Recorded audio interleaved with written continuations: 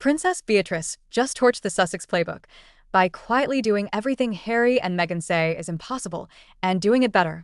While the California royals slap Duke and Duchess on every deal, Beatrice is out here proving you can build a real career without waving a velvet calling card in every boardroom. If you're still watching, you clearly love this kind of content.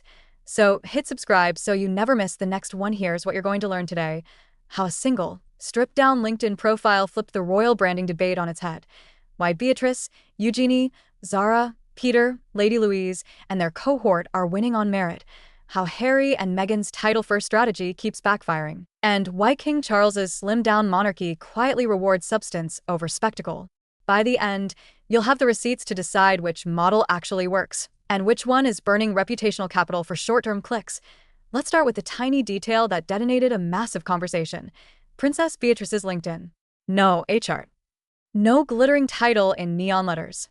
No ninth in line to the throne as a flex. Just a straightforward CV at a major software and AI outfit, 7+ years of experience, skills, projects, outcomes. That omission is a message. If you belong in the room, your work will say it for you. No coronet emoji required. Zoom out and the pattern gets louder. Princess Eugenie moves through the art world talking about ideas and artists, not genealogy. Peter Phillips calls himself an entrepreneur without staging a parade every time he signs a contract. Lady Sarah Chatto's name appears on gallery walls because of the art on those walls, not the crowns in her family album. Lady Louise Windsor took a normal job, clocked in, clocked out, cash in hand, because honest work beats noisy optics. Same family, same lineage, radically different playbook. Lead with confidence, let the pedigree sit quietly in the footnotes. Now hold that up against the Sussex model. The public promise was privacy, independence, and purpose. The public practice has been brand first, title louder, spectacle always. Product lines announced with a Duchess label front and center. Press releases where Duke of Sussex outruns the substance by 3 paragraphs. Production deals, partnerships, websites. Every launch framed by nobility, not deliverables. And yes, it's practical. Montecito mortgages and 24/7 security are not paid in vibes. Titles open doors. But Beatrice's CV proves there was another route. Open the door with your name if you must, then make sure the room wants you to stay because of what you build. History warned about this. Sarah Ferguson, Beatrice and Eugenie's mother, became the cautionary tale for hyper-commercializing royal proximity. The juicers, the endorsements, the late-night punchlines, proof that when you treat the monarchy like a coupon code, the coupon eventually expires. Her daughters watched the blowback in real time and made a different choice. Keep the mic off, keep the head down, keep the resume stacked. For a masterclass in merit-first branding, look at Zara Tindall. 16 blue-chip partnerships, not because of a surname, but because she's a decorated equestrian. Olympic silver, world championship medals, a decade of performance under pressure. The lineage is a footnote to a career earned in arenas that don't care about titles, only results. Does the quiet cohort still stumble? Absolutely. Peter Phillips's milk ad fiasco, the paid photo drama, real missteps. But their default setting is different. Substance first, surname second. This is where King Charles's project comes into focus. He wants a smaller, cleaner, less expensive monarchy, fewer full-time royals, higher standards of dignity, less tabloid fuel. Beatrice's CV over coronet approach fits that future like a glove. The Sussex approach, personal documentary as operating system, title as product, endless grievance as content, pulls hard in the opposite direction. One path says, we exist to serve. The other says, we exist to be seen. Supporters of Harry and Meghan will say, and we should acknowledge this, the scrutiny is harsher, the online abuse is uglier, and race and class dynamics make the playing field anything but level. The title can be both shield and megaphone. But here's the problem that Beatrice's profile exposes. Necessity isn't the same as strategy. If lower wattage royals with a fraction of the Sussex global recognition can build credible, respectable careers without turning every press release into a coronation, then we had no choice but to brand with titles stop sounding like reality and start sounding like preference. Follow the incentives and you'll see the trap. The more you lead with Duke and Duchess, the more stakeholders, brands, networks, investors buy the label instead of the labor. That works at first. It always works at first. But every time the title does the heavy lifting, your track record skips a rep. Fast forward 2 years and the questions get sharper. Where are the hits that don't need the heraldry? Which projects stand on their own legs? What do the numbers look like when the elevator pitch doesn't start with royal? Meanwhile, the quiet cohort is compounding credibility. Beatrice's 7+ years in tech turns into 8, 9, 10 deeper domain knowledge, better networks, higher leverage. Eugenie's curatorial and conservation work accumulates real authority. Zara's competitive resume ages like a vintage, achievements that can't be inflated with PR. Even Louise's garden center shifts do cultural work. They remind Britain that the crown's next generation understands ordinary life, which is the whole justification for the monarchy's continued relevance. Let's pull the lens back one more notch. Institutions survive by matching values to behavior. Charles's monarchy wants competence, restraint, fiscal responsibility, and fewer scandals per news cycle. The Beatrice model aligns perfectly. Earn your lane, be useful, keep the noise down. The Sussex model, intensely personal narratives, title-driven commerce, scorched earth media cycles, keeps colliding with those values.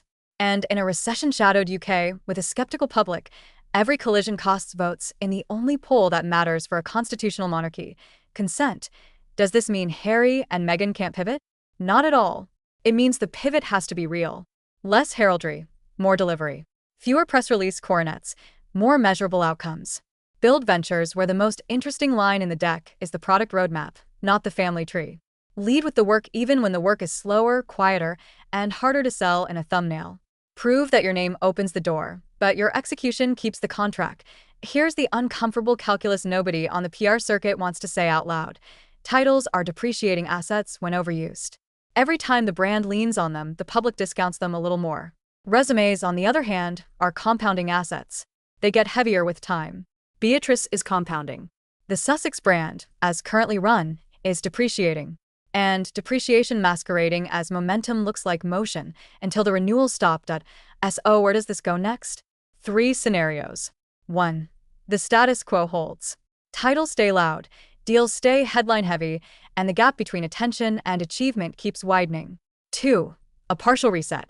The titles don't disappear, but they move to the footer while projects with measurable impact, education, mental health, veterans, tech for good, take the headline.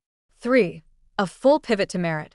Imagine a Sussex foundation that quietly funds 5 high-impact initiatives a year, publishes transparent metrics, and lets third-party outcomes do the talking. Scenario 3 is how you rebuild unassailable credibility in 5 years. It's also the hardest, and this is why Beatrice's minimal LinkedIn entry hit like a thunderclap. It wasn't a clapback post, it wasn't a statement, it wasn't even meant for us. It was a normalized professional footprint that exposed how abnormal the Sussex approach has become. When normal looks radical, the spectacle has gone too far. Final takeaway: you don't fix a perception problem with louder branding, you fix it with quieter excellence. You don't future-proof a crown by merchandising it, you future-proof it by minimizing the reasons anyone would want to take it away. Beatrice and her cohort are already living that answer. The question is whether the California Royals want the same outcome badly enough to change the inputs. Your turn. In 5 years, which portfolio wins? The resume that whispers or the title that shouts? Which one earns trust when the headlines fade? Drop your verdict in the comments and tell me, if you were advising Harry and Meghan tomorrow morning, what's the first title-off project you'd greenlight that could stand on results alone? Princess Beatrice just exposed the soft underbelly of the Sussex brand by building what they promised without shouting what they sell. If you're still watching, you clearly love this kind of content. So hit subscribe so you never miss the next one. Part 2 starts where most royal debates never look: incentives, outcomes, and what survives the news cycle. Everyone talks about image. Almost no one talks about durability. And durability is where Beatrice's quiet resume crushes the California megaphone. Because fame fades fast, competence compounds. Today we're going deeper, past the headlines, into the choices that calcify into reputations and the reputations that calcify into legacy. If part 1 was the diagnosis, part 2 is the treatment plan, and the test that proves who actually wants to get better. Let's begin with a simple rule of modern reputation. Anything you sell with your name, the public will eventually ask to see without your name. If the pitch starts with Duke and Duchess, sooner or later the audience will want to know what happens when the title is muted. Beatrice answers that question without a press release. Her profile, her meetings, her deliverables, none of them require a coronet watermark to make sense. That's why her brand gets stronger in silence. She's anchored in a lane that rewards depth, not decibels. Now look at the Sussex trajectory through the lens of momentum versus mass. Momentum is the flurry, the streaming deal, the podcast splash, the memoir hype. Mass is what's left when the camera turns off: shipped projects, measurable programs, the boring excellence that can't be faked. Momentum is easy to buy. Mass is hard to build. Beatrice and her cohort keep adding mass. The Sussex model keeps buying momentum. And here's the catch. Momentum decays unless it's welded to mass. That's why the contrast feels sharper every month. Let's pressure test this with 3 litmus questions any serious operator has to pass. 1. Can the work be understood without your biography? 2. Can the work be measured without your publicist? 3. Can the work be continued without your presence? Beatrice's answers trend yes, yes, yes. Tech projects are legible in dashboards, deliverables, reviews. Our curation is legible in exhibitions mounted, grants awarded, artists developed. Equestrian results are legible on the scoreboard. Meanwhile, the Sussex machine often struggles with question 1. Everything is over-narrated, and question 2. Metrics live in the glow of media, not the cold of a spreadsheet. But let's be fair and clinical. There is a legitimate rebuttal. Scale. The Sussexes play at a global scale that Beatrice's quieter lane may never touch. Netflix viewership, global media cycles, multi-million-dollar contracts. These are real, heavy levers. Yet scale, without scaffolding buckles. It's the skyscraper with a glass facade and missing steel. At first, the reflection dazzles. Then the first windstorm hits. You don't fix a steel problem by adding more glass. You fix it by opening the engineering drawings and installing beams. What do beams look like for a post-royal brand? Governance, not gossip. Roadmaps, not one-sheets. KPIs that live in a quarterly deck, not in a talking point. Independent audits that publish actual outcomes. A funding architecture that survives the news cycle. If the Sussexes ever decide to make their title optional and their outcomes inevitable, that's the toolbox. And it's not theoretical. High-profile foundations already do this. Small teams, rigorous measurement, public scorecards. The lesson is simple. When your critics are loud, make your data louder. This brings us to the royal marketplace of attention. You can buy 3 kinds of capital: curiosity, credibility, and consent. Curiosity is cheapest. New audience, new story, new series. Credibility is earned. Consistent delivery, third-party validation, peer respect. Consent is ultimate. Public acceptance that you deserve your platform. The Sussex strategy maxed out curiosity on day 1 and tried to convert it into credibility with narrative alone. But narrative can only rent credibility. Delivery has to buy it. Beatrice's cohort didn't win curiosity, so they focused on credibility, and credibility quietly purchased consent. That's why their oxygen supply never runs out. They're not burning it to fuel headlines. Let's map 2 5-year futures, one for each model. In the Beatrice future, the resume compounds into seniority, more complex mandates, heavier responsibilities, a network that runs on trust not press, and the public realization that competence is the only scandal-proof currency. In the Sussex future, if nothing changes, the title keeps making noise while the work struggles to outpace the echo. Each new launch has to shout a little louder because yesterday's volume set the baseline. By year 5, attention still arrives, but it arrives asking harder questions, and it leaves faster if answers aren't structural. Did a pivot possible? Absolutely. But pivots succeed only when you replace habits, not headlines. Here's a concrete, title-off blueprint the Sussexes could adopt tomorrow. No drama, just architecture. Build one flagship initiative with ruthless focus. Not 10 causes. 1. Pick a domain where their lived experience is undeniable and the impact can be measured, say, veteran mental health outcomes tied to employment and community reintegration. Publish a 3-year roadmap with 3 non-negotiable targets: number of veterans enrolled, weeks to service delivery, and verified quality of life gains measured by independent clinicians. Fund the program with a blended model: earned income from workshops, matched philanthropy, and transparent grant cycles.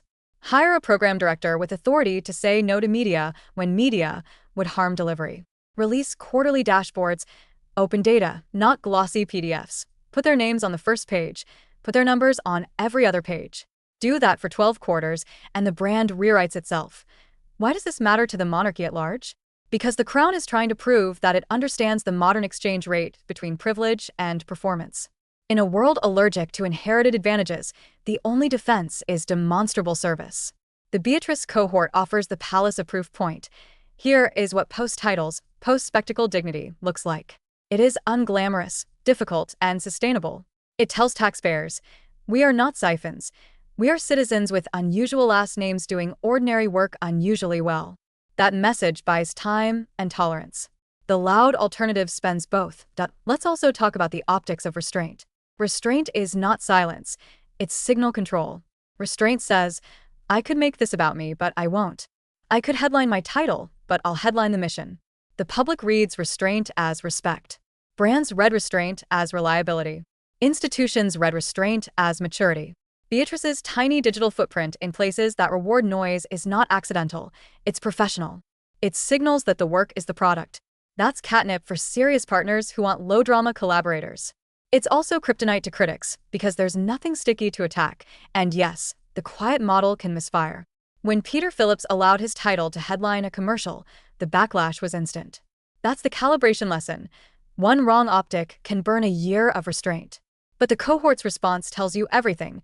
They recalibrated by lowering volume, not by finding a new camera. That's a reflex built by discipline, not damage controlled. There's another angle almost no one touches: succession of relevance. In celebrity economics, relevance must be renewed, purchased, and performed. In competence economics, relevance is inherited by the work itself. If Beatrice left her role tomorrow, the system she contributed to would continue. If a Sussex project requires their presence to exist, then presence, not product, is the engine. That's the difference between an enterprise and a persona. One scales. The other saturates. What does all this mean for you? The viewer trying to parse Palace Theatre from real transformation? It means you can ignore 90% of the noise by asking one brutal question. If I remove the surname, does the work still win? When the answer is yes, you're looking at legacy and progress. When the answer is no, you're looking at rent. Dude, let's land this with a scoreboard you can actually use the next time a royal headline drops. 4 columns. Input, process, output, outcome. Input is money, access, title. Process is team, governance, roadmap. Output is project shipped, events held, episodes produced. Outcome is change verified by someone who doesn't need your approval. The Beatrice model keeps inputs quiet, strengthens process, produces consistent outputs, and can point to outcomes without a 6-part documentary. The Sussex model often puts inputs on stage, narrates process, celebrates output loudly, and leaves outcome implied. If they flip that order, bury input, build process, show output calmly, publish outcome clinically, they win more than applause. They win proof.